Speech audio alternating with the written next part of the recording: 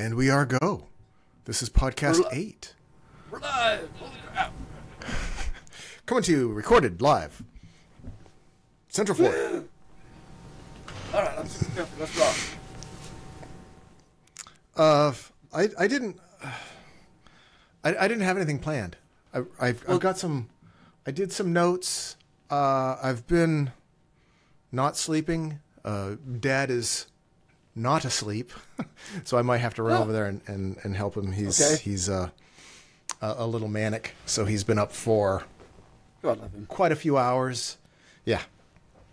So I might have to briefly do something, or he might just crawl in bed by himself. It does happen. That's cool. But I loaded him up with sweet tea and cookies and cigarettes, and he should be okay for a little bit. Well, but you know, when you do have to bail, I'm usually good to carry the cup podcast by myself with my split personalities for at least a few minutes. Awesome. You have two cameras too. You could do hand crotch camera like earlier, and then just regular camera, and you can ask yourself a question. It's my tube and cam. Gotcha. Cam and tube cam, stick cam. But the tube and cam. Yes. So I'm a little punchy. Not a lot of sleep. I did, though, however, conquer my QuickBooks conundrum. Oh yeah. I think I got that. That's a bit of an alliteration. Conquer my QuickBooks conundrum. Yeah.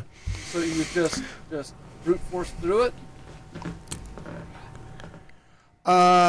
Yeah.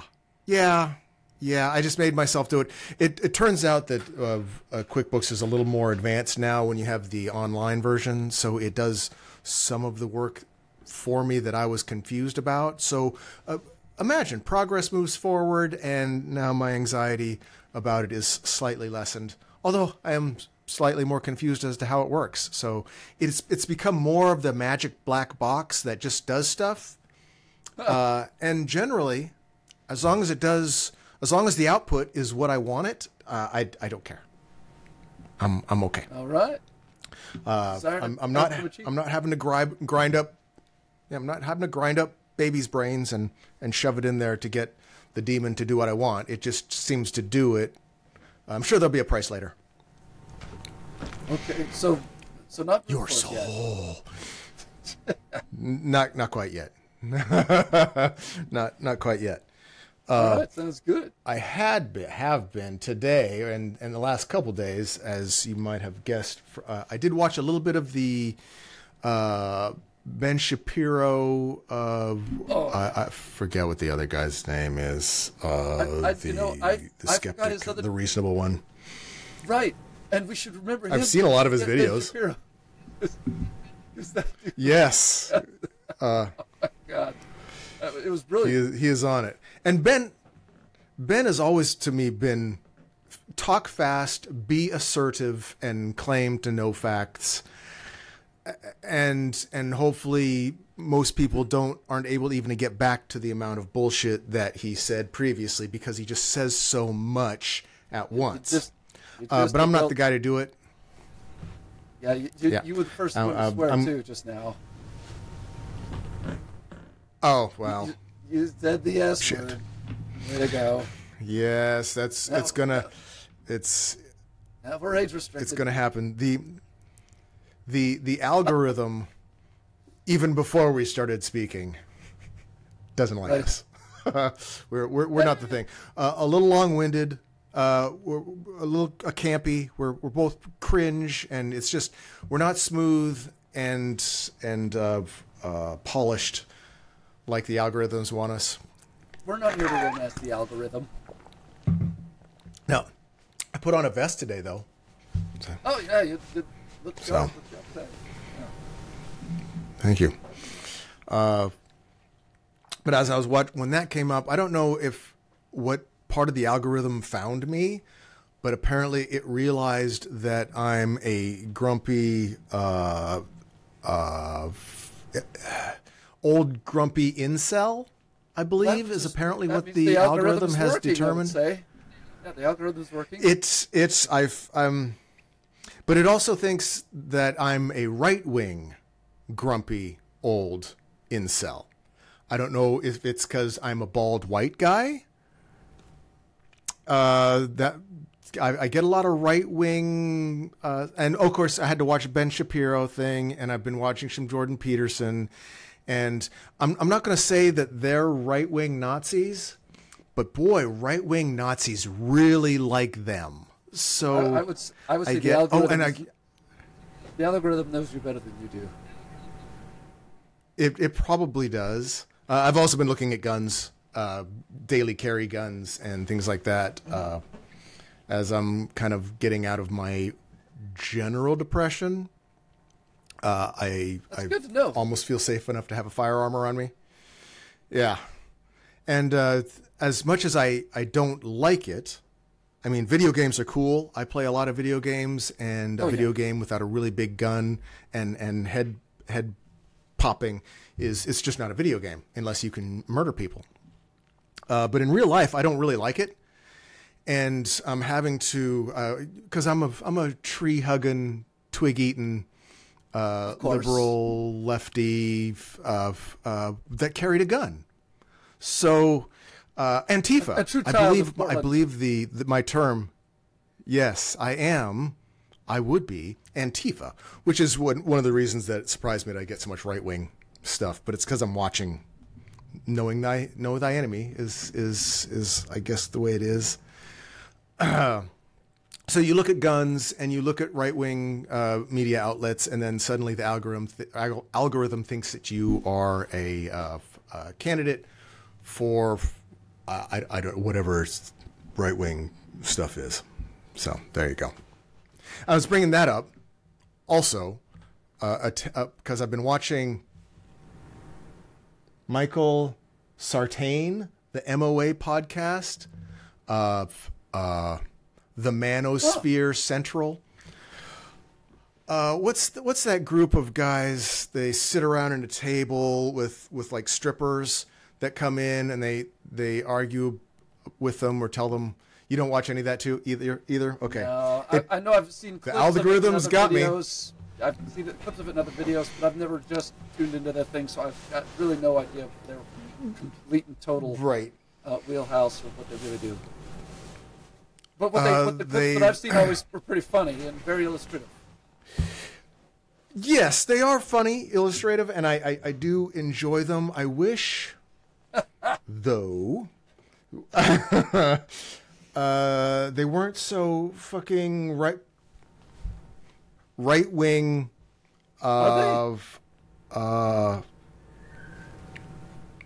very. And even the women they have on there, they're like, oh, he must be a liberal. And the whole time I'm thinking, you silicone sex working bitch, I wouldn't touch you with somebody else's 10-foot pole. The things it has me frustrated that these kind of channels, that men being masculine, and women being assertively women, for some reason is taken as right-wing conservative Republican, whereas you have to be a raging trans woman with a pink AR-15 and magazines for earrings, and that's the only other part that could be available. That's the other side. And I just, when you say the other side, do you think mean it's a little the other limiting. side of the right wing or the other side of the political spectrum? What do you mean by the other side? The argument, they're what they think is the enemy. What the women say are the bad guys. When they're talking about the other or the people that disagree with them, it's always the Antifa woke feminists. Oh, because that are what the you bad were guys. describing just a second ago sounded like Leonard White. Yeah. You were describing Leonard White. See, there's a point which I don't know how comfortable, they shouldn't feel comfortable about this at all, but where the spectrum is a circle, and at some point it comes back around where you have a militant, fanatic Christian Nazi comes awfully close to that pink AR-15 from the left, and that's where they joined. It's just frustrating that so many people. There was that video from Dark Matter 2020. It's probably 6-8 years now, but it's the one where the super right wing gun-toting American meets up with the super Christian right wing gun-toting American meets up with the Sharia law Islam worshiping, Arab, and they realize that they have a lot in common. And yeah, they all get along. They go, "Oh, this is great." I think it ended poorly, though. Well, if I remember right, they come to their senses. But the whole point of that little animation done by Dark Matter 2020 is it illustrates that there is so much that they do have in common, and yes, they sure do. That's that circle they do. Coming back around and joining at the top, as you were just describing. Yeah. They've got a lot in common. They come at it from two different directions, and it doesn't really matter that they come at it from two different directions. The fact that what they have in common is what's wrong, and so. Yes. That is the one. What got me kind of hooked on Michael Sartain. He kind of he hangs with Dan Blitzerian and talks to what's his name, I know none Andrew of these Tate. names. Andrew Tate. I know Andrew Tate from the. I never watched any one of his videos either, but he made the news. Everybody's talking about it. So. Sorry about Andrew Tate. Do you remember the Pickup Artist? The show, The Pickup Artist. It was a kind of a fad for a while where they would take some. Are we talking about a movie, or are we talking about cable TV, reality TV? Oh, I don't think I ever saw any reality TV about pickup artists, but I do remember seeing a lot of their videos, and a lot of that stuff was very popular. It seems like it's kind of waned off, but I don't know. Maybe it's just not coming up in my feed. It hasn't waned off. It has pivoted to the influencer, the male influencer that pays porn stars and prostitutes to hang out with them so that they can then do a podcast and talk about why, because they've got porn stars around them, other women want them. So Sounds like money. It's money in the most cartoonish, end stage capitalism, gross, vapid, Jerry Springer format style. I get you, but Sean of 30 years ago would have said, "Woo, that is the money. Let's do that." I would have. I'm not. I would have been right along with you on that one. I've been with. Yeah. My problem is probably you're hearing my tone is negative, but I'm not against it. I don't think there's anything wrong with it. But it's at the same time it still makes me angry. Maybe not angry. It's annoying. And one of the things that's annoying is it probably works as a moneymaker on a lot of, I guess it's going to be right-wing simps, because you're going to have like the incels. Incels in mine are right-wing simps, where the left-wing simps are going after the e-girls, and I might suggest the whole that it would fiasco of. This is nonpartisan. This is going to probably be anybody who's not really getting a lot of tail action. It's going to be like looking around for whatever these things are, showing to. Right, except for these guys, the what the hell is it called? The MOA podcast, where you have it's almost always right wing. So you could say it's not partisan. That's fine. But the problem, Yeah, my negative tone about it is it's clearly partisan. There is a right-wing, manly, and I can see, especially with Michael, he buff guy, older, is obviously very happy with his position in life, and he describes in fairly good detail how his 21-year-old girlfriend also brings home other girls for them both to have sex with, and it's so super great. Which, man, if you can get the gig, whatever. That sounds pretty right wing to me. When there's conversation involved about who the men are, because they always have a group of women that they're asking about. This is the whole red pill thing that I was kind of watching videos on. This is what it is. All the right wing version of this, they would have like the same 6 women on, and you could see it there. It's very much like the Jerry Springer show, which is what bothers me, where you could see the same people, the same contestants on Jerry Springer as you do. What's the other guy of Maury Povich? Yeah, I'm old. Donahue.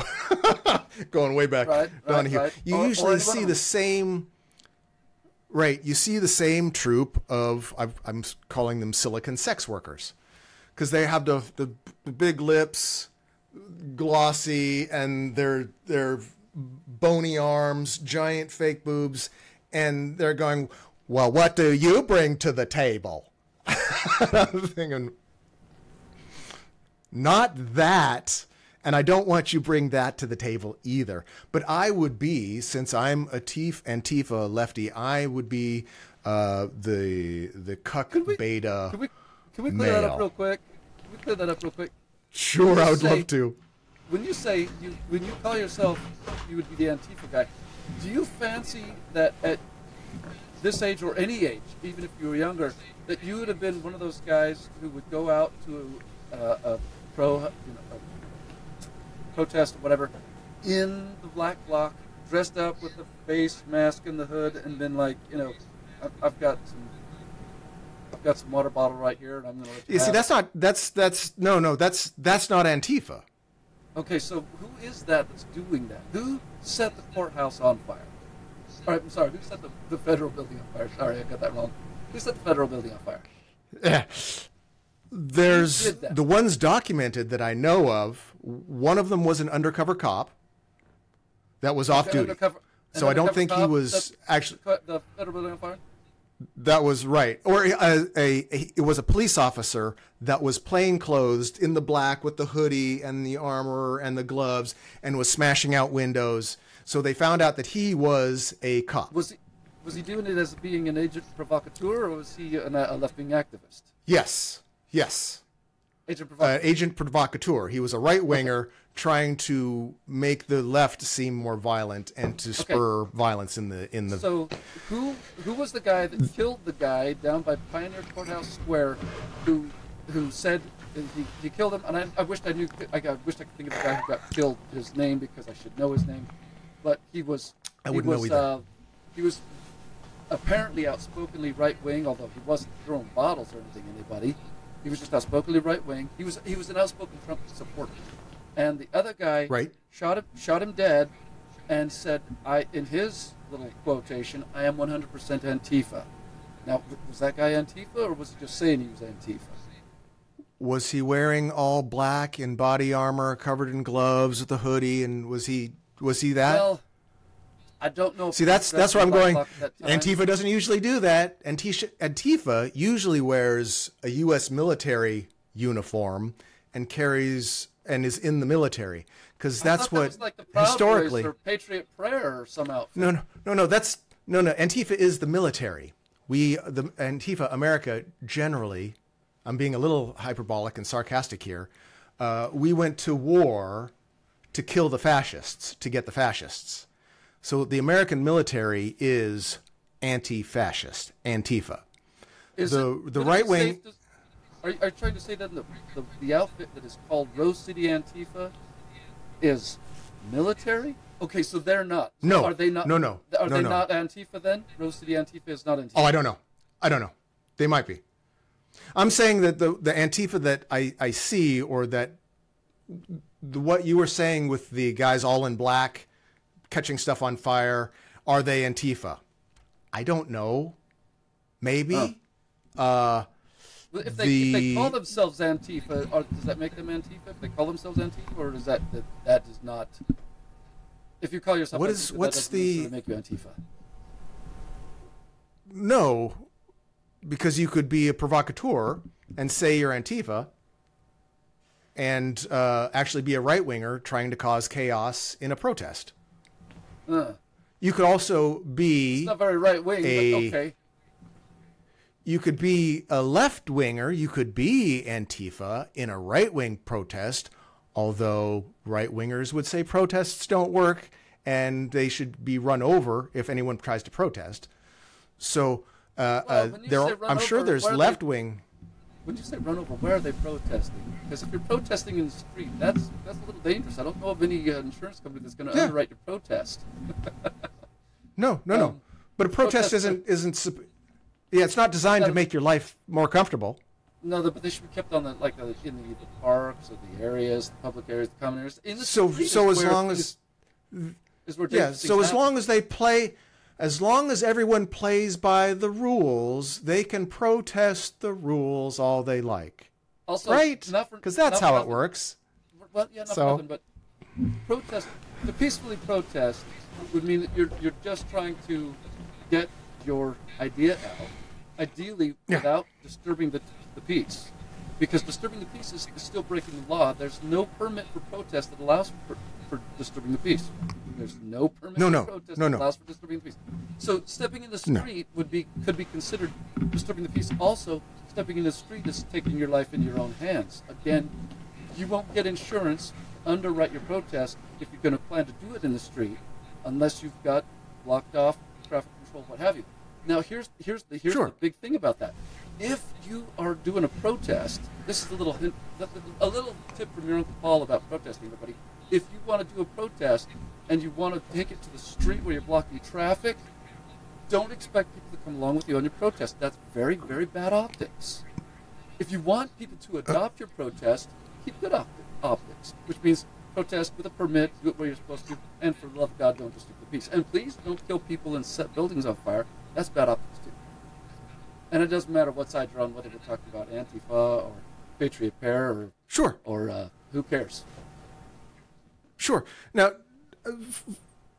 for my personal, I don't do protests. I don't. No, me either. Getting in, I try and stay as far from them as I can.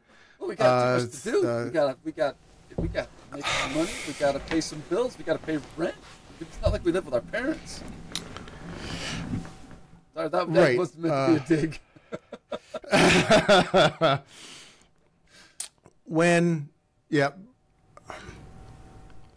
A protest is off the topic. We were talking Antifa, right wing, red pill. I was mostly just trying to see if you really did fancy yourself Antifa, or if you, I mean, it's not like you send money to the organization, right? You do send money to the organization for Antifa? Oh, you have? Well, not to Antifa, to the Poverty Law Center, America. They do lawsuits against. That's probably a very valid and lovely charitable thing. I mean, it's not like you're. I'm glad you approve. I appreciate your permission. I mean, I don't know that I would say I'd ever send money to any of the outfits on the other side myself personally. I'd like to send money to outfits that dig wells, and or at least say they dig wells. Who knows what they really do with the money? They probably stick it in their ears. And Poverty Law Center's one of the ones fighting the lead pipes, the poisoning in the water, and they do that kind of stuff. So I am sending it to places that help get water and wells cleaned for clean drinking water. It's awesome. So I'm glad you approve. But they always come the players. What got me attracted? What I want to get back to it because Go ahead. Sorry. Let's get back to it. Sorry. he uses it. My watching it, I always pick up on the right-wing references. So they're always right, Republican, conservative, or seem to be. The hosts, him and the other guy, they're very smart, clearly right-wing, older guys that make money. Money, inherently conservative, right-wing. Capitalism, inherently conservative, right-wing. So all the money... The problem is what has me irritated the most, and they're not even wrong. I'm finding myself just irritated by them being right is one of the problems. Is the main guy, Michael, is a huge proponent of evolutionary psychology. And I don't know if you remember back quite a few years ago, that was my thing. Everything. You could go back for behavioral issues and look at evolutionary psychology and derive at least a reasoned reason for primate activity. And that's and I guess there's a lot of a reasoned reason, yes. And maybe even make some decently accurate predictions with regards to socioeconomic conditions. Right. So one of my confusions, especially with this guy, with Michael, is he's so into the facts, and he's so over the top kind of dude. Over the top dude. I'm sure down under dude, whatever. Dude does what dude wants to do. It's just frustrating that they can be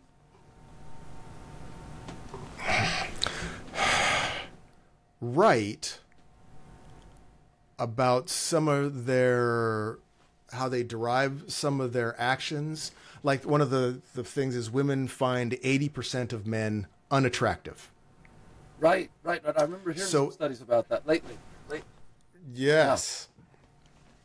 Yeah. And he is rightly using the evolutionary psychology of how female primates and male primates act to rate, and it gets very, very detailed and very dry and very it starts to becoming, because I'm also looking at the female guests that he has on, or when he goes on to their podcasts, he starts getting very mansplainy about it, that he's throwing out a lot of statistics, and, well, yes. And then I see I'm going to use the term woke because everybody seems to be using the term to describe something they don't fucking know what it is. Whatever the right wing doesn't like, woke. Yeah, whatever the right wing doesn't like, whatever the T, that's not woke. Okay, so whatever woke means to the Manosphere. When I see the other host, or usually the woman that's on the woke side, I can see their eyes start to glaze over and go, I don't care about your stats and all your made up facts. There's an experience to this, and that's not how I feel. Yeah. And that's not how women feel. That's not how the feel and these are the woke. Because there's the redneck, there's the right wing women the troop, the silicon troop that he takes around with him. They're all right wing. They're totally into it. But the woke mentality, the women's movement, they like feminists. I could see the feminists. Yeah, the feminists. They're communicating in a different way, and he just keeps pushing facts and statistics at them and saying, "No, we're saying the same thing. No, we're saying the same thing." And I'm watching him going, "Well, you kind of are, but you're talking different languages." And it's just, it makes me angry. It's making both of them angry, and we're all agreeing, and we're all angry with each other. And so the form, I don't know if it's the format. And I'm also having to remember that it's set up this way. If there was no drama, if it didn't make you feel anything, nobody would watch. You wouldn't be watching. And so it is really, when I was, no, I would. I like Sam Harris. There's not a lot of drama in Sam Harris okay, so then debates. why wouldn't you just click this off and then go watch Sam Harris?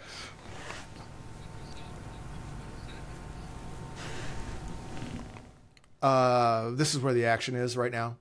And it just, like I said, the algorithms are bringing it up into my feed, so I'm seeing it. And since I'm seeing it and we're in that cycle, I guess, and we have a podcast now where we talk about stuff, and we need stuff to talk about, and I can't just continuously cry about my cancer. Oh, okay, I get it. What? Now. So you put yourself the pain and anguish of watching this dang video as research for the podcast. Yes. God bless you. And I hate myself for it. I don't like it. Well, I don't just like look at it. those It's fat paychecks start distasteful. rolling in. It's monkeys. Yeah, it's monkeys.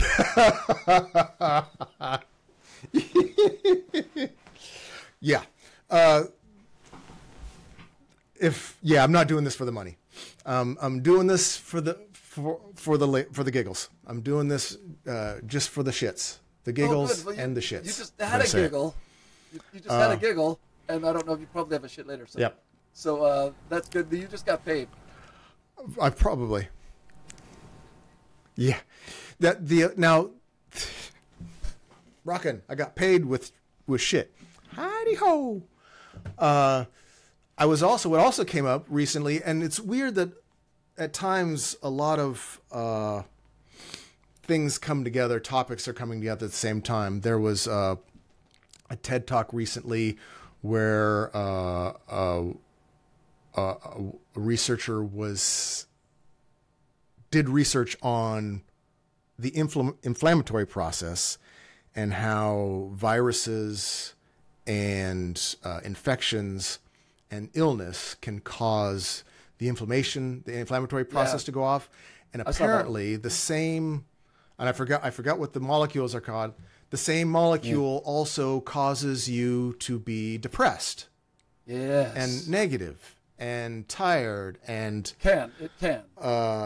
So illness can cause depression. I can tell you it does. I'm well aware. And the other issue that I was having or thinking about was I saw or read an article, this was years ago, where they did experiments with hikers, experienced hikers, and judging a grade of a hill. I think I might have mentioned this, talked about this before. I have. Where they had two groups of experienced hikers look at the same mountain grade.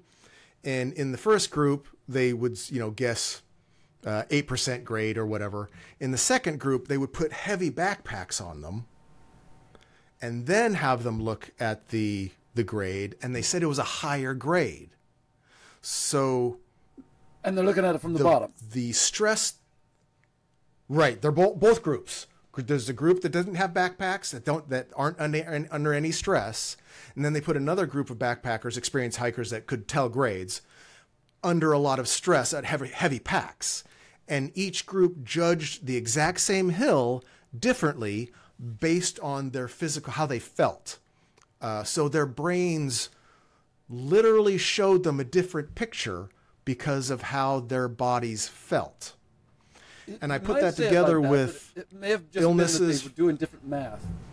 They were doing different math in their head. They're estimating a grade, so I mean it's hard to suggest they're seeing it differently, but they could certainly be going. They're going to do the math in their head in terms of. No, that was what the whole experiment was about. That it literally showed them.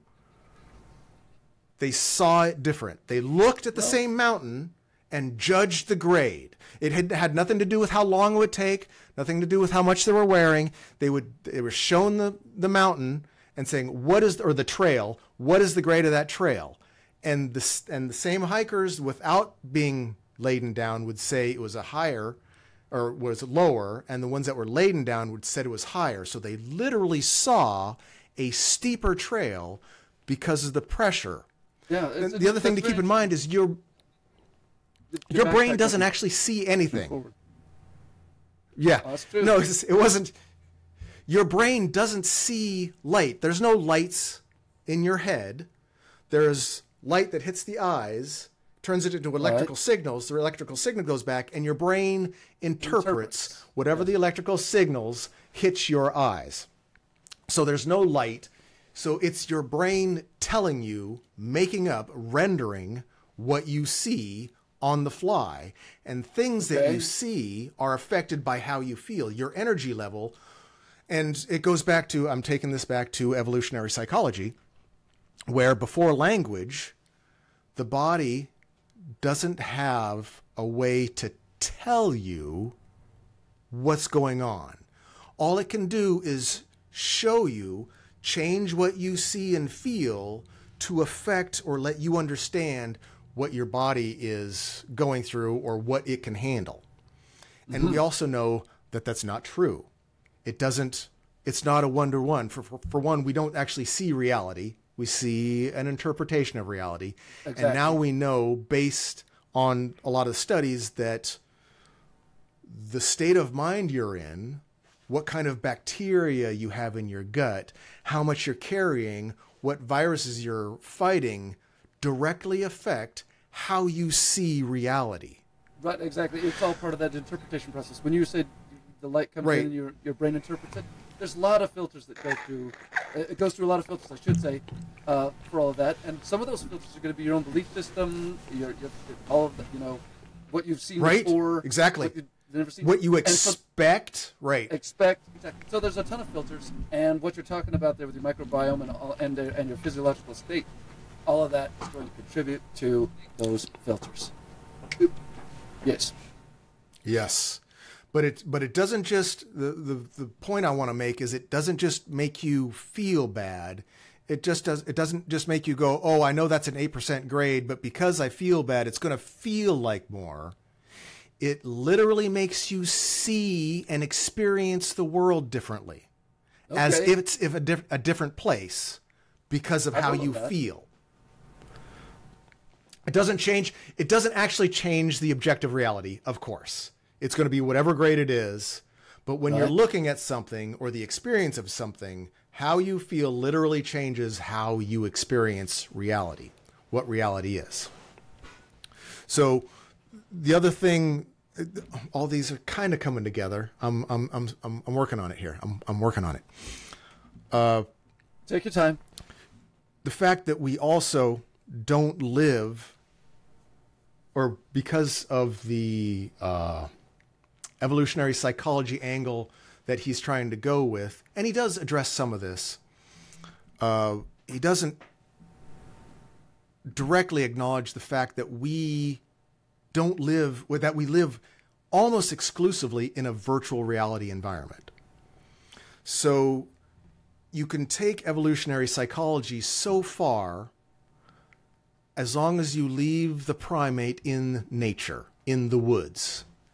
As soon as you have a primate, and they don't have to make the thing, just pull the primate or find yourself existing in an environment where there's roads and cars and chairs and computer screens and central air conditioning and plastic water bottles. None of that in a room made out of paper and paint and lights and electricity and everything.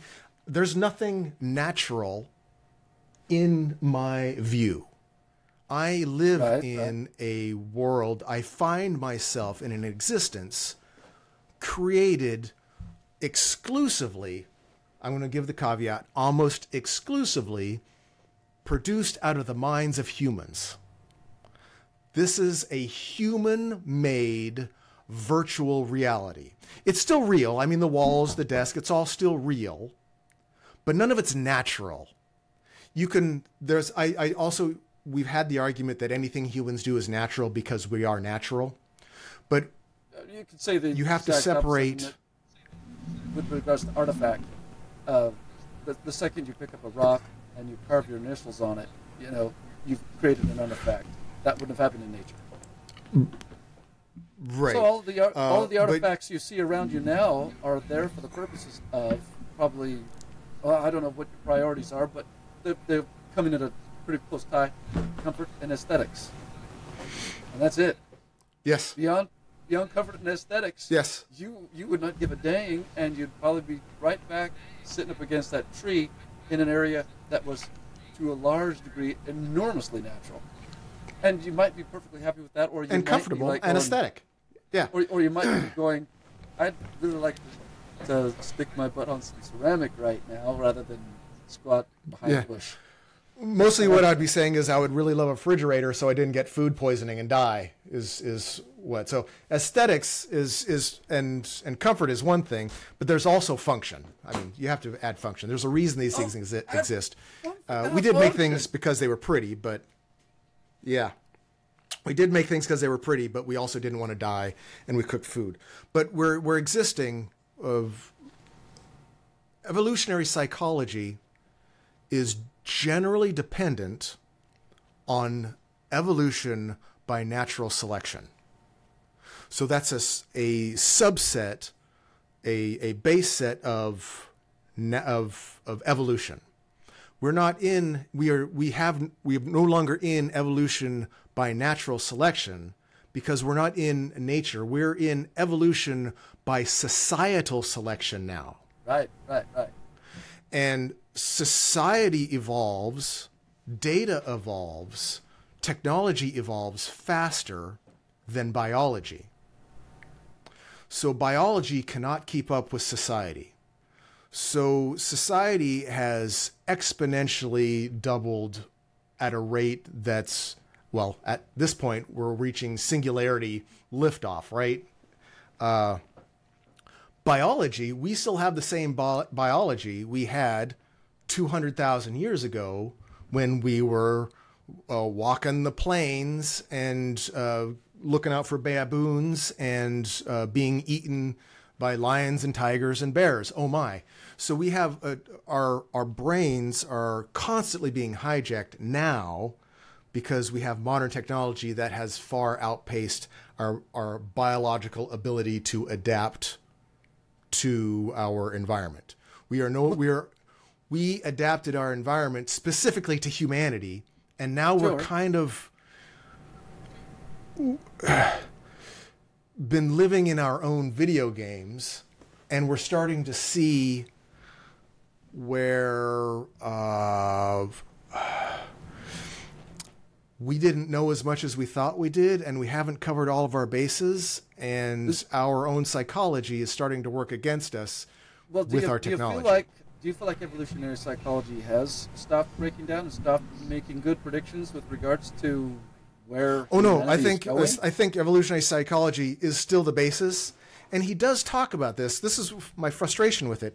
He does mention this to a small degree, and yet it still makes me angry. I still don't like it the way he does it. I don't like it the way I see it, or the way I say it.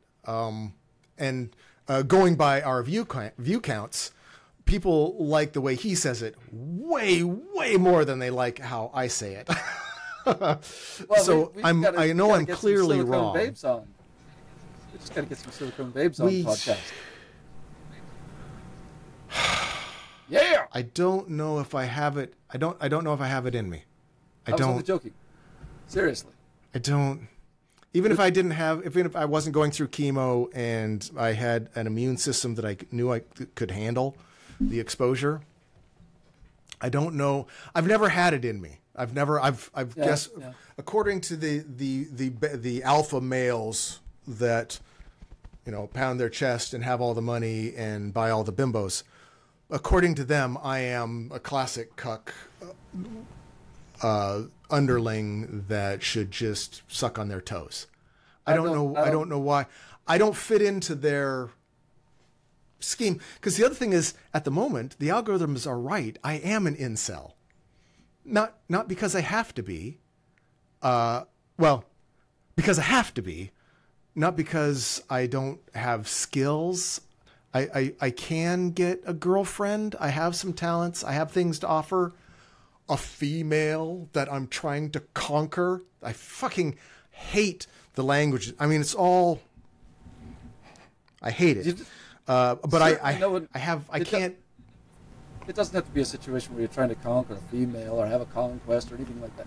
Obviously, there can be a situation where you find a team player, make them a team mate, and you have a partnership. I did, and that's what I've... And it doesn't need to be hugely transactional. That's what I had. It can be truly love. And I don't know that there's any point at which we get too old to be able to do that if we stay realistic with what we're doing. You're in a different situation right now. Okay, see, what you just said, if you had said that on their podcast, you would have been a libtard cuck that didn't understand the logic between how women and men interact. You would have been laughed out of the room by all of them by that phrase. I know that's not who you are. They might be able to laugh me out of the room, but that doesn't make me wrong. And the thing that I can bring to the table, if I was going to bring anything to the table with regards to this kind of a discussion, is that I have lived as both genders. And that can give you some very, very intriguing insights. I've been a testosterone alpha male. And by saying testosterone alpha male, I don't have to go into detail about my conquests as they were, but we already know you don't have to be a handsome guy. If you play guitar in a band, you're going to have chicks step to you. And I had, and still do, frankly, have chicks step to me all the time. Right. And I have... Because you have celebrity status. You have a skill. Girlfriends. Yeah. So that's fine. All that means is that I found my own personal hack to be a pickup artist. And believe me, if I want to be a pickup artist, I can be a pickup artist as it is, because I have a girlfriend. Right. So I it's very common for me to be like, yeah, baby, this ain't gonna happen. Now, on the other side of it, while I haven't been what I would consider to be anything remotely an alpha female, I have experienced and do experience right now what it's like to have absolutely no testosterone and an extremely high amount of estrogen. And that changes your thinking. I'm here to tell you. So the first thing I would say to a guy on any Manosphere TV show is that, okay, you see the world a certain way, and you, sir, are estimating a grade with your backpack on. Now, That's it. And there's nothing wrong with that, because I already know you're going to tear that hill up with the backpack on, as you should. You beast of burden. But while you have found the hack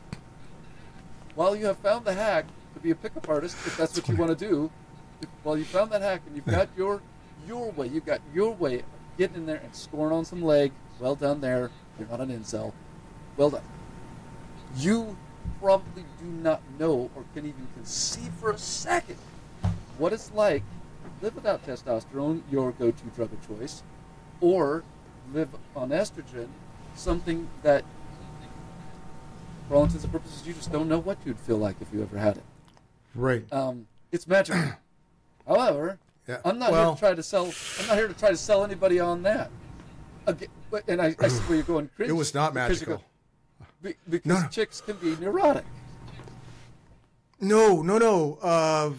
A couple of things. One, I worry about even asking you. I don't want to... Go ahead. ...accidentally be a dick. You're not going to be a dick. I just... Don't even worry about that. But the first thing is, having been on, at one point in my life, a lot of steroids to try and be bigger and manlier, when you go off of steroids, you don't make testosterone for a very long time. And so there were a few months there where I knew what it was like to have all estrogen and no testosterone. And you say it's magical. It was miserable. Right. I did almost nothing but sit on the back deck, drink boxed wine, cry at every long distance telephone commercial, and whine. It was miserable. Now, I was coming off of it like a withdrawal, so it just really socked it to me. But it was an eye-opening experience. I've got a possible explanation for you on that. Try this one on for size. While I'm known for saying you've got estrogen-based creatures and testosterone-based creatures, and it's all going to be based on what your go-to just the levels hormone is. Yeah. There's something else, and that's going to be the receptors. The afterlife. Question. Yeah, I should have let you slide that one in. The receptors in question. Now, a true testosterone-based individual is going to be somebody who has a hellacious experience on estrogen. If a testosterone-based person is experiencing estrogen and hating it, then they're literally testosterone-based as you are. And that means that you need testosterone. Is what your body just needs. And so there you go. On the other side, you've got people who testosterone was hell on me. And it was a hell that through puberty was truly hellacious. And then after puberty, I just said, I'm going to bite down on this thing. I'm going to bite down on this testosterone thing and embrace it and make it my alpha thing, because I didn't want to be a freak. And I was born in the body of a male, so I wanted to be a male, and I was going to be a big, strong male and work out and be testosterone-based. And I never was.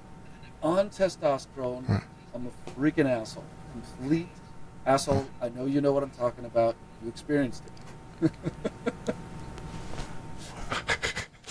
Yeah.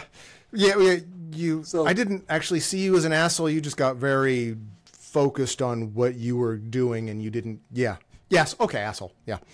A little bit. I was just decided to be a narcissistic, and I had a God complex, and all I really wanted anybody to do around me was to get down on their knees and worship me. That was how testosterone manifested in me in terms of behavior, and it's great for if you want to be a narcissistic person with a lot of subservient folk out there who worship everything you do or say. It's a great gig if you can get it. There's your hack.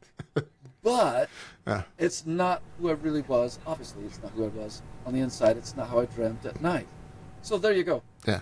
That's why you and I could have two totally different experiences with zero testosterone and maximum estrogen for however much your body was able to make. And we have two different experiences on that.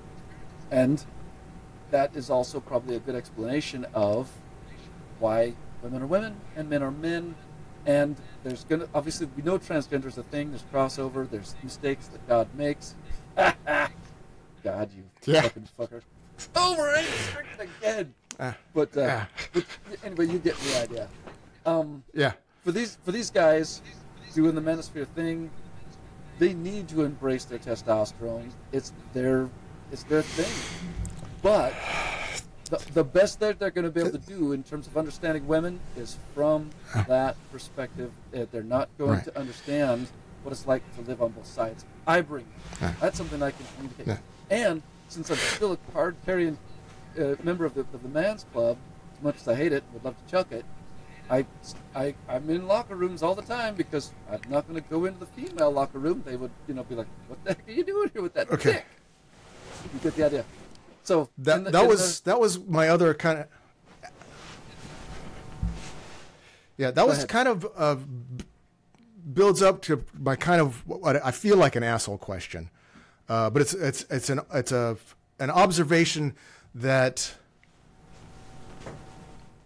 now knowing that you're a trans woman, going back through all my memories of when we met, how you acted, how you held yourself, I never felt like I always felt cringe. I always had imposter syndrome. I never thought I fit, or I always felt like I had two left feet and I didn't know what I was doing.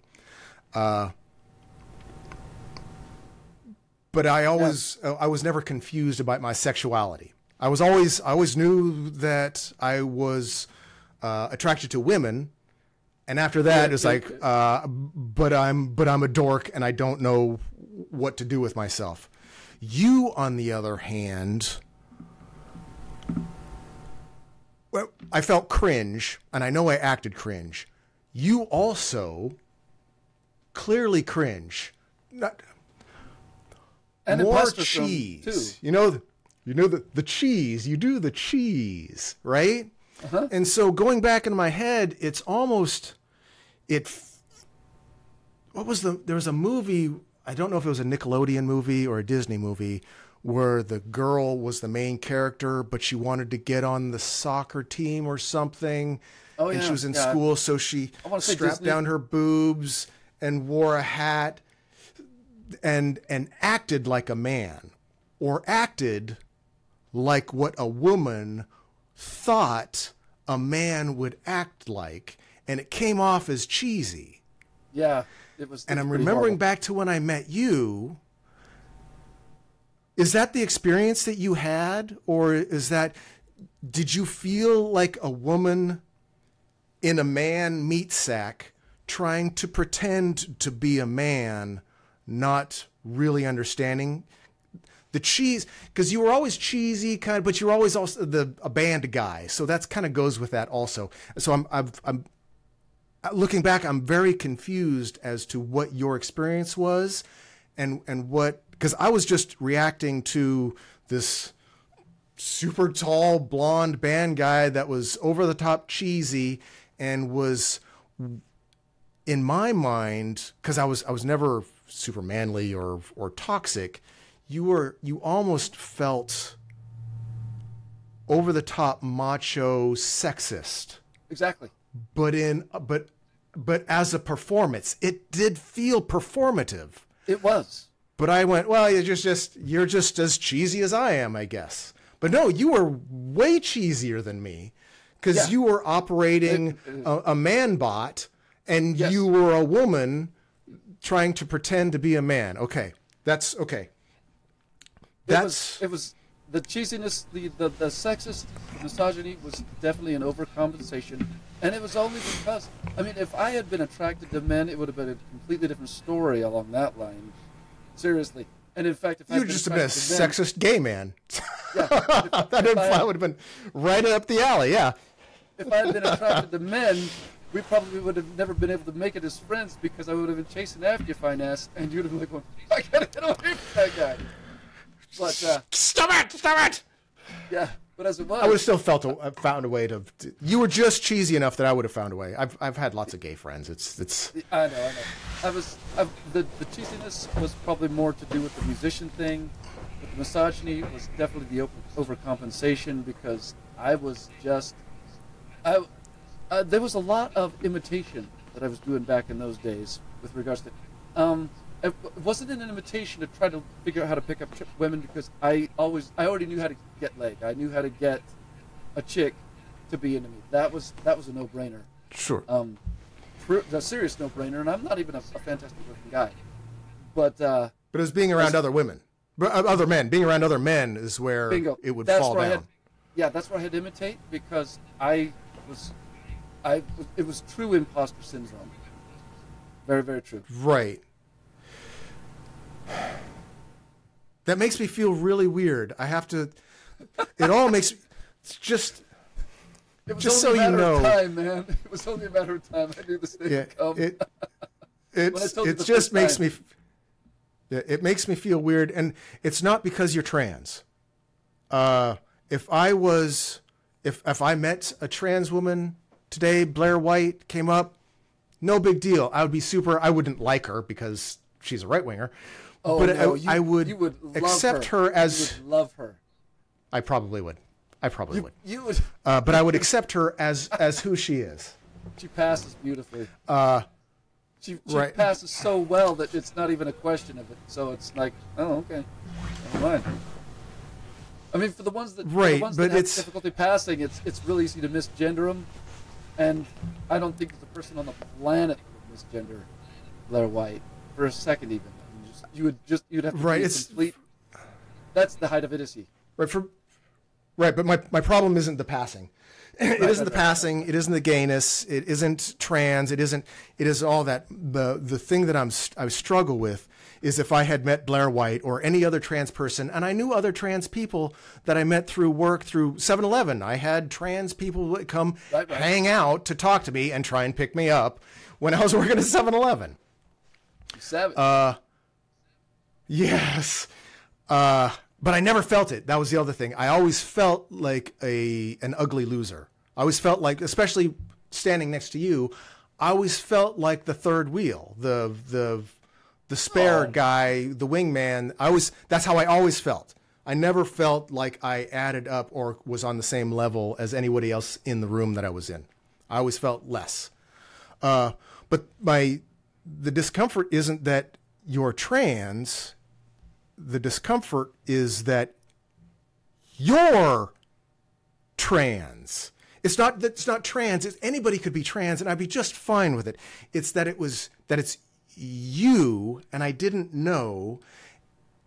And you say you were modeling almost sexist, macho guys to fit in with guys, and I keep going over in my head what.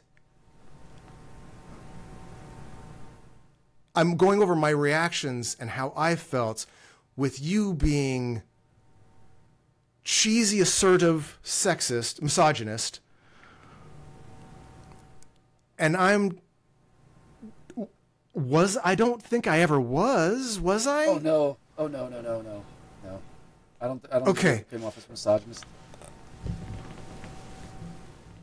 So how did that fall with you, that you were cheesy misogynist band guy over the top, and I'm over here of just pulling my own face off, trying to fit in to wherever I'm at.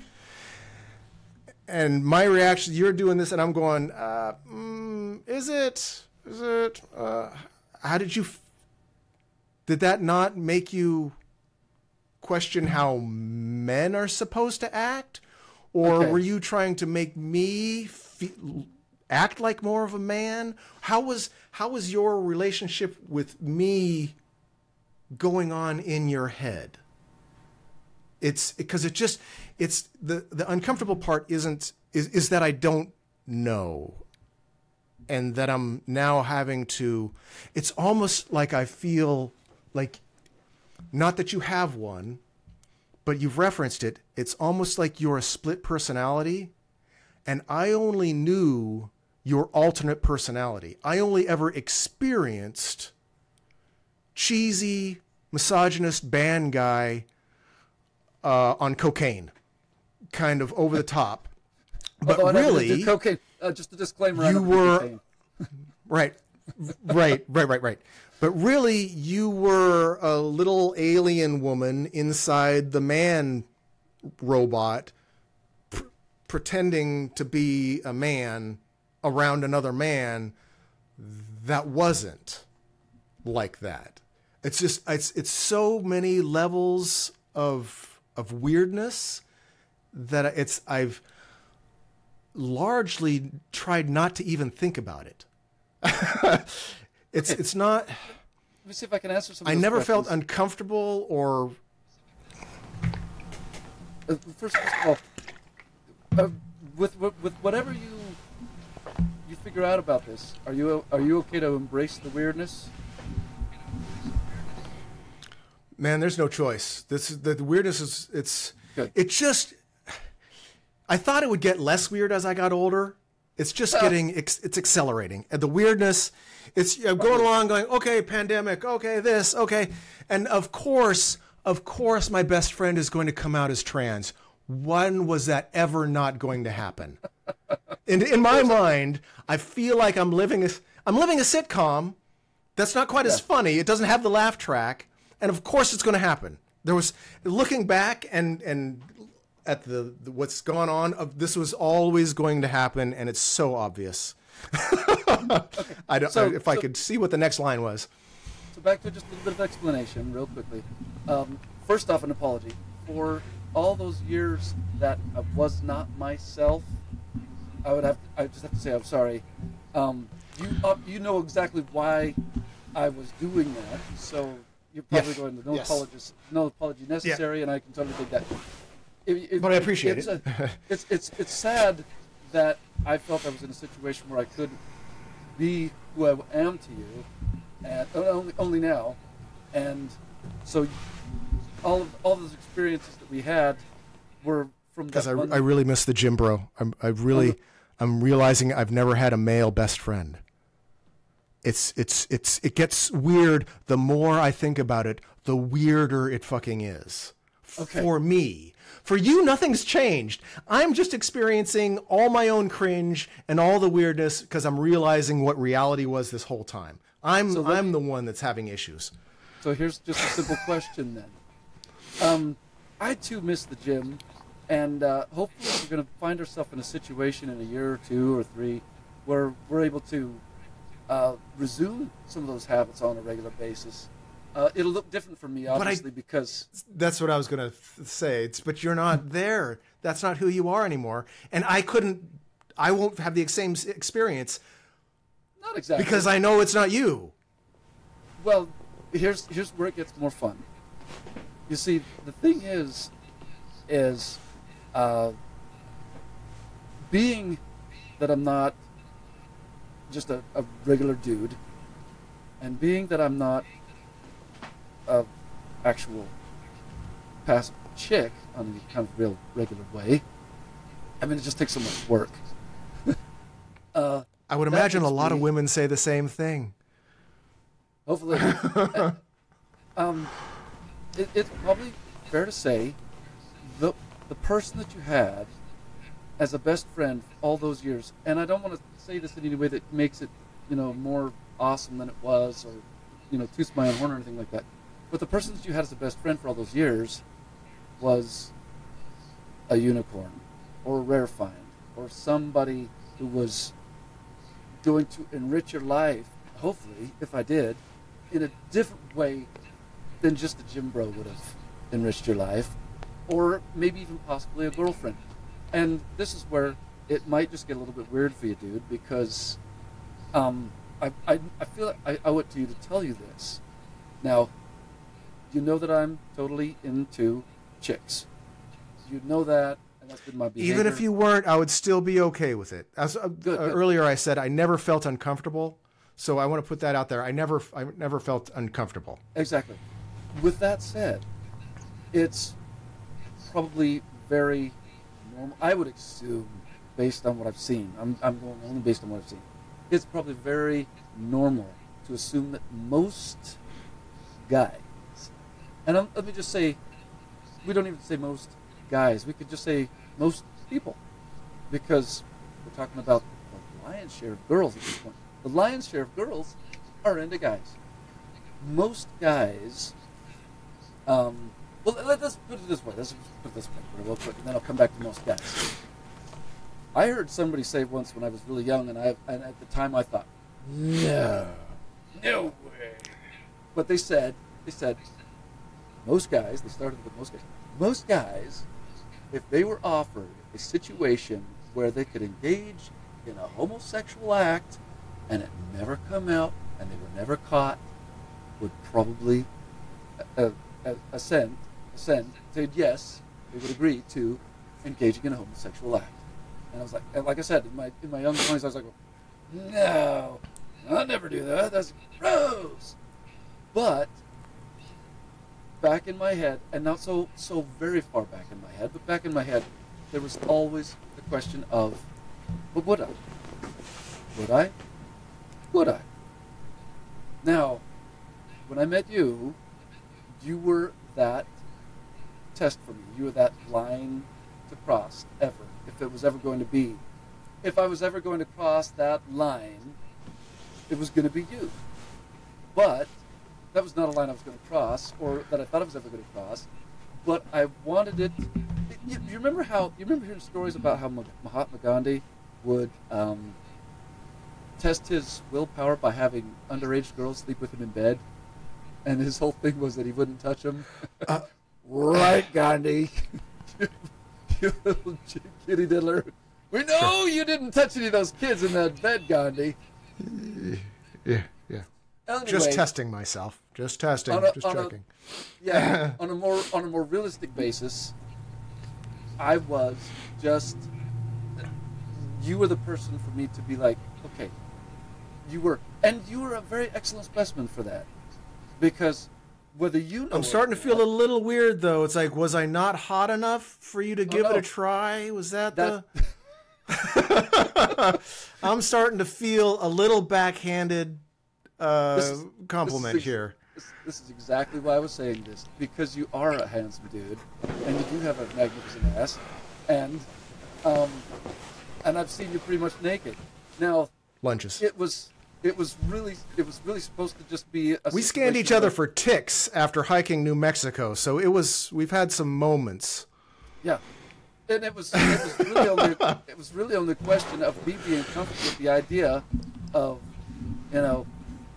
touching tips with a dude, or doing it in the butt. And I've never done that, not with a girl either. So butt play has never been a thing for me. I hate to say that on a podcast. It's really gone down the toilet. So butt play has never been a thing for me, and it was just not. That there. I'll make up the difference for you. I'll pick it up for you. I'm glad to hear that. If for only the reason that because never mind.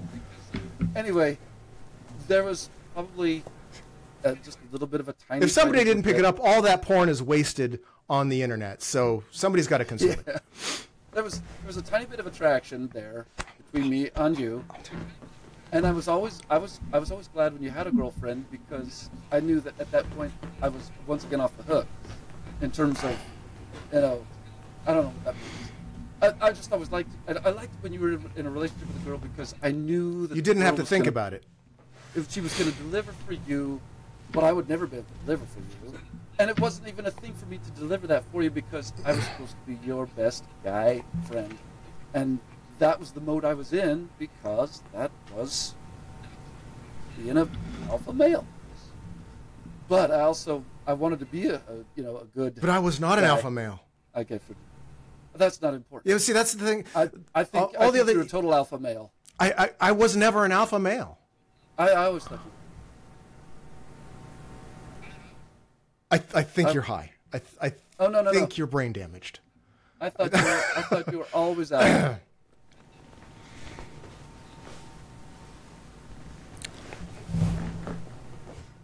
I've never felt it. It never felt that way. I always felt like the screw up. That's okay. I played D&D. I had my ego. My ego was wrapped up in my bicycle. I was a bicycle enthusiast when we met. So was I. I was the opposite of manly man. Yeah. Okay. Well, it's the more I think about it, the weirder it gets. Only because of my how I felt about in my head, and then thinking back, I never had a male, or I've only had a few male best friends, and the male best friend I thought I've had the longest isn't technically. Don't take that as a bad thing. Person. I would say it's just it's a weird.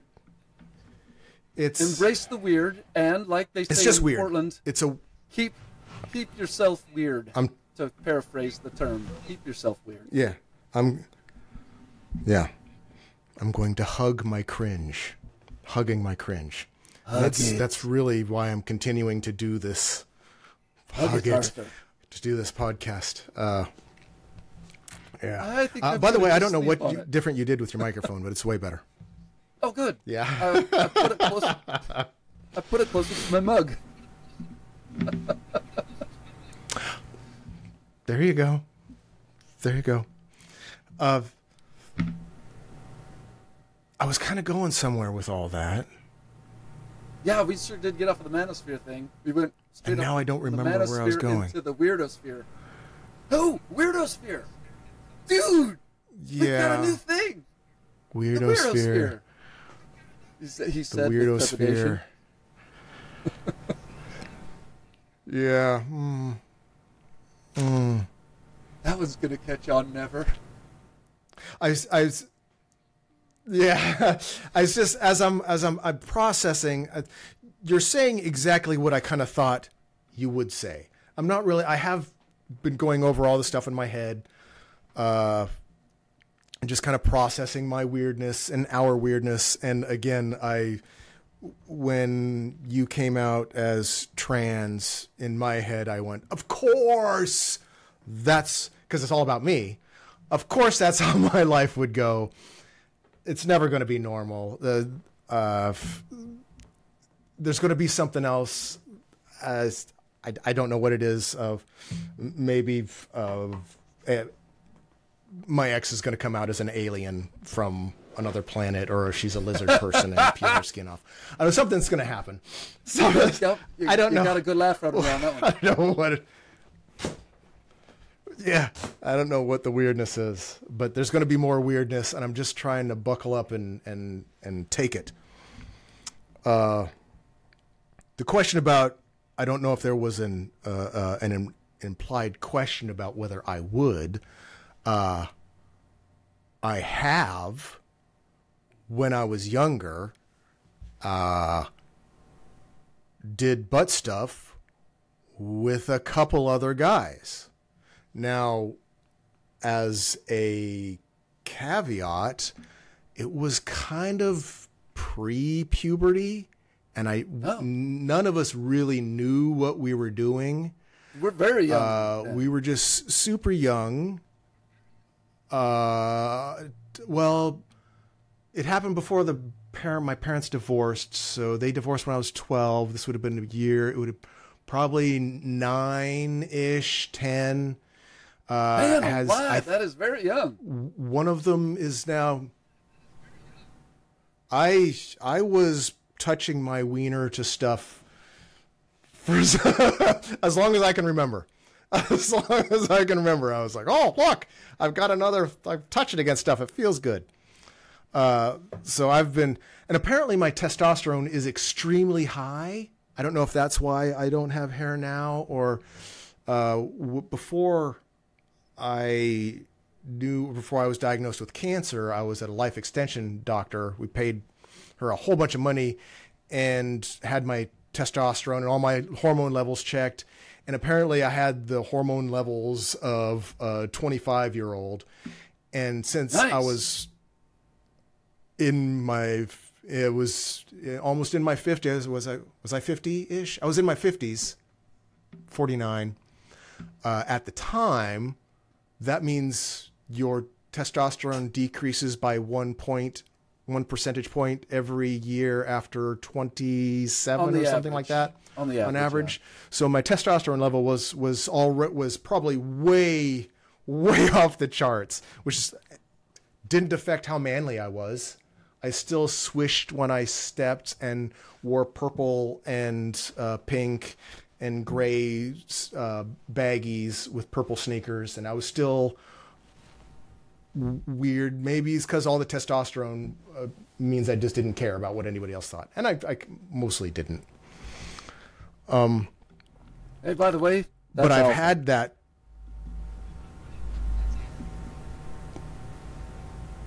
Not caring what anybody else thought. Touching my wiener to everything.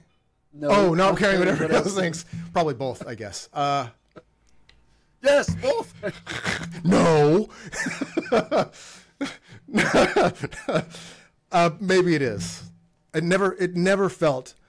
It always felt like insecurity and failure. My life always felt like not enough, and I always felt like I was in the weirdo sphere. I felt like I was king of the weirdo sphere. When was 16 Candles, king of the nerds, I held up the pen. I am Duke Weirdo Sphere. I'm gonna go Duke because I'm trying to up my game a little bit. The Weirdo Sphere, Duke Weirdo Sphere. That's never gonna go anywhere. But I never felt like what I thought other dudes felt.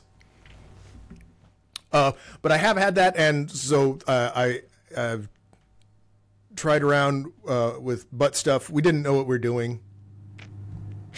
Kids, unsupervised. You got to remember that since am I Gen X? Am I Gen X? Technically, you're an. Do you know? Are we Gen X? Yeah, we're Gen X. The unsupervised. I was the unsupervised, neglected child. I was the free range child that I was lucky I came back alive every day, because some of the shit that I used to do makes my skin crawl. Stupid stuff. If I had to do it again, I don't think I would survive.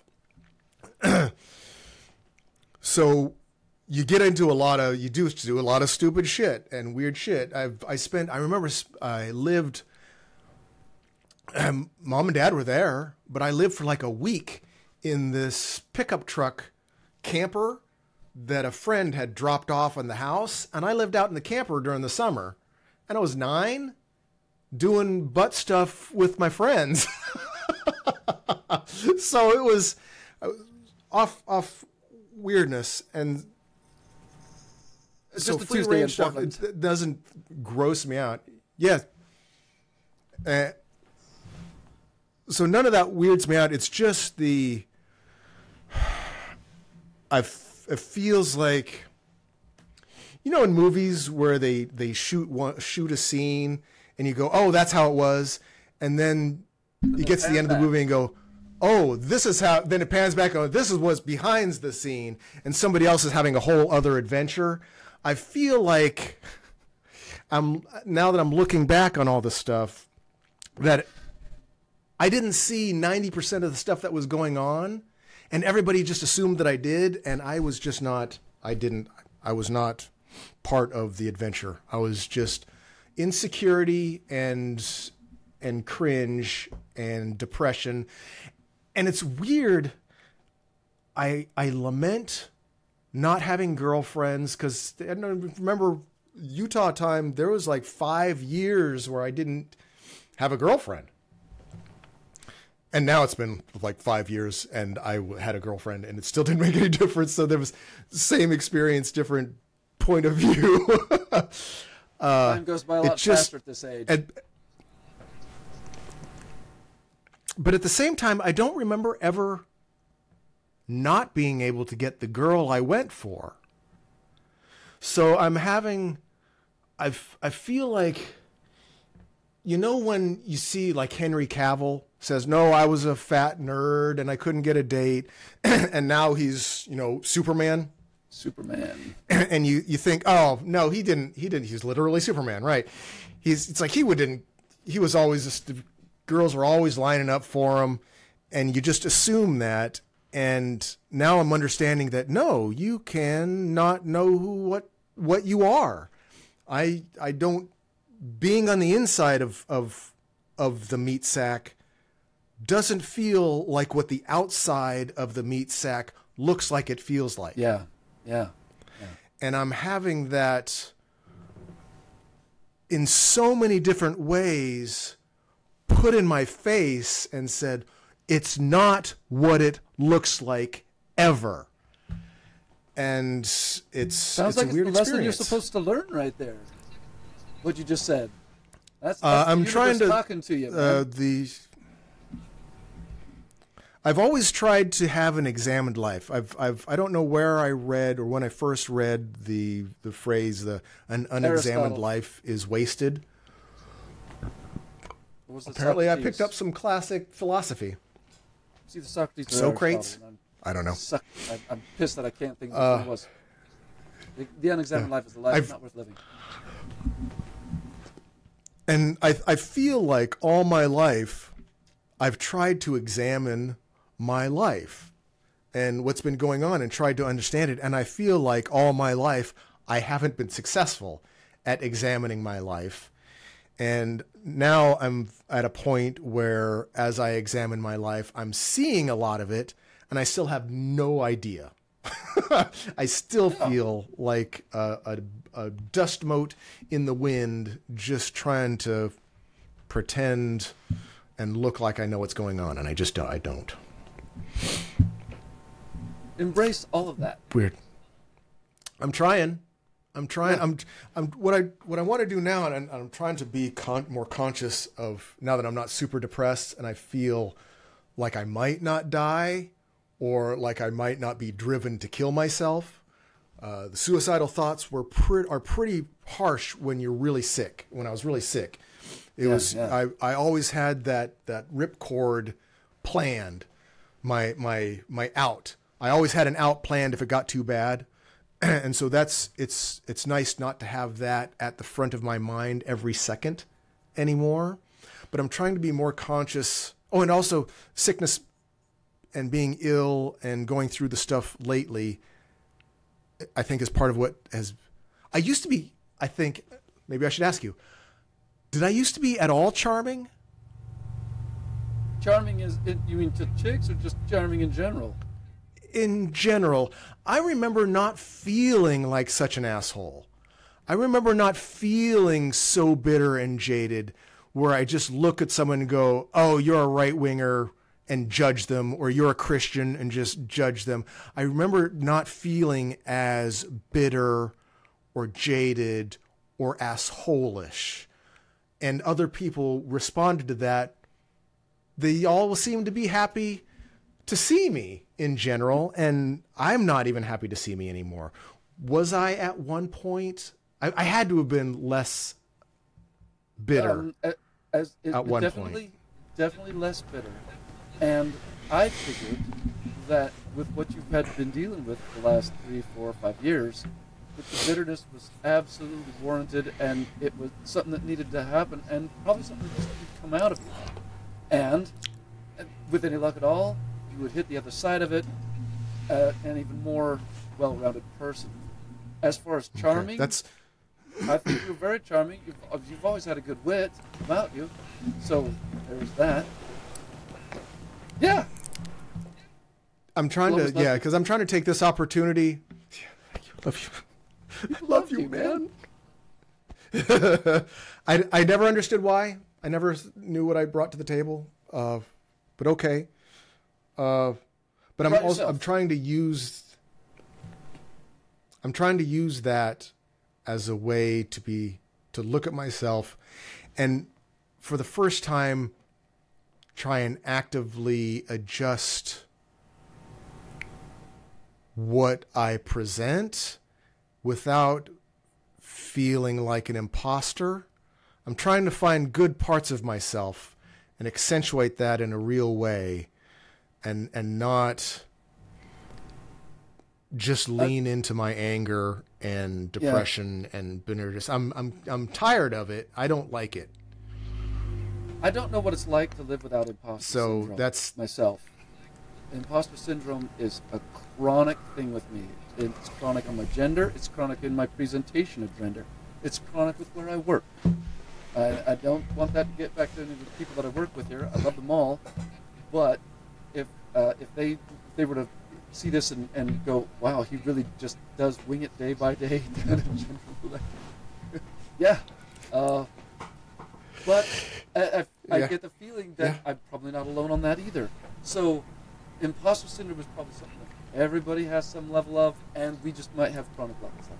And that just means, we got to hug that too. Yeah. Okay. Hug all of it. Which it's all, hug it all. Which all of this has been kind of why I've been also watching Michael Sartain on the MOA podcast. I don't like it, but it's they've all clearly not the women. I have very low respect for the women, or I have more sympathy than respect for the women. For the women, yeah, I would too. Because they don't even know what's going. They talk about an unexamined life and not knowing or not understanding the the effects or the realities that are affecting their decisions. It is not the place. It's frustrating.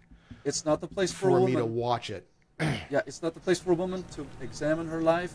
If the ones that do, that's great. That's exemplary. But an estrogen-based creature is not for the purposes of examining their life and trying to figure it the heck out.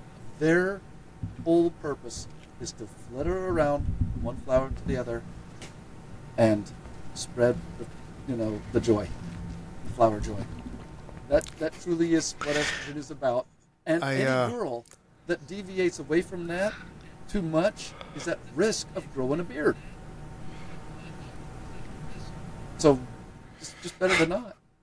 That's why the girls, seriously, the girls, if we were to talk about girls that you feel bad for, the girls that I feel bad for are the girls that get into politics. Every last one of them. And that goes all the way from Tulsi Gabbard to Hillary Clinton. Hillary Clinton, her life is I'm sure she's probably super happy and has loved her life and has her life rich and blah, blah, blah, and power and everything. Yeah, but she's got to be in there with the razor every damn morning. Tulsi Gabbard, her voice is slower than mine. So, chicks that try to survive in a man's world by doing what men do, they run the risk of losing their magic. It's just it's sad to see. Chicks that are going, okay, I'm going to hug being a chick, and I'm going to go ahead and get my breasts pumped out to here, my lips pumped out to here, and I'm going to flutter around and be in a freaking airhead. There you go. That's, I mean, I'm gonna push. I think you're wrong, because just you saying that gives me a softie. It gives me the opposite of a hard on. Right. The big boob silicon. Well, the other thing, the thing I was going to compare this, that I was comparing with them. Go ahead.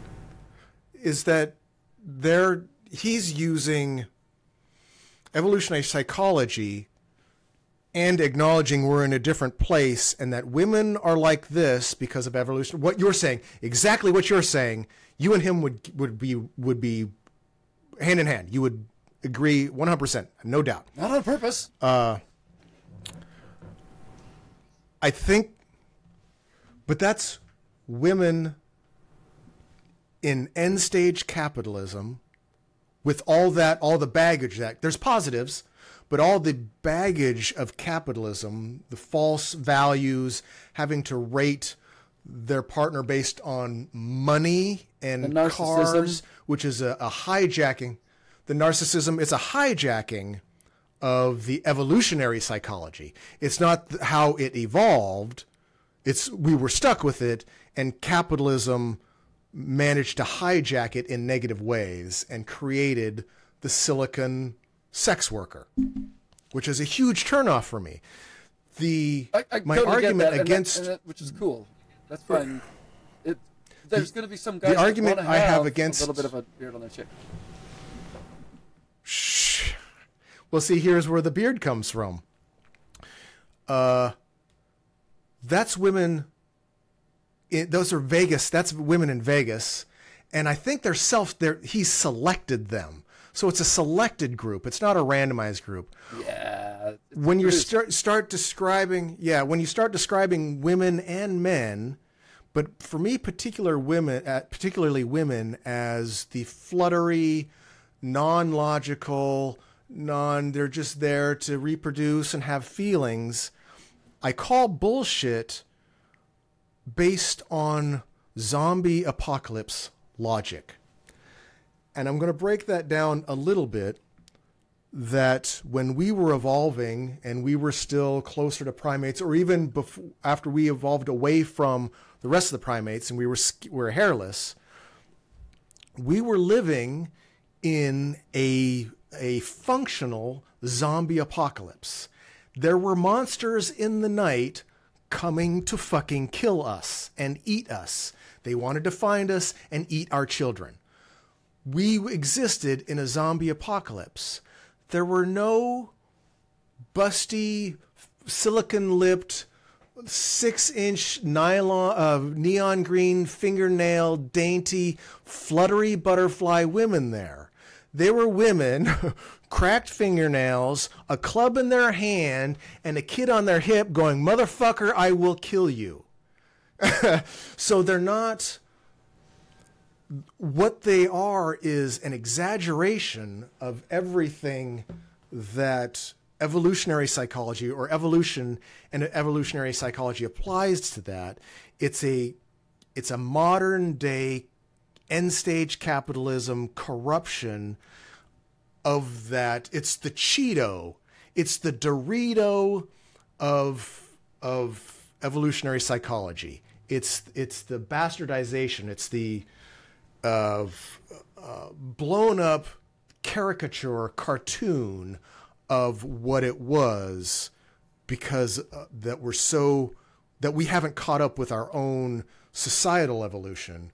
And they've fit this weird cyberpunk niche where everything is so out of whack that a large part of society thinks, especially, I don't want to say especially, the left, the woke, the women, the feminists that want to take charge are harping on that women can do everything that men can do, and we're all physically equal and you can be whatever you want to be.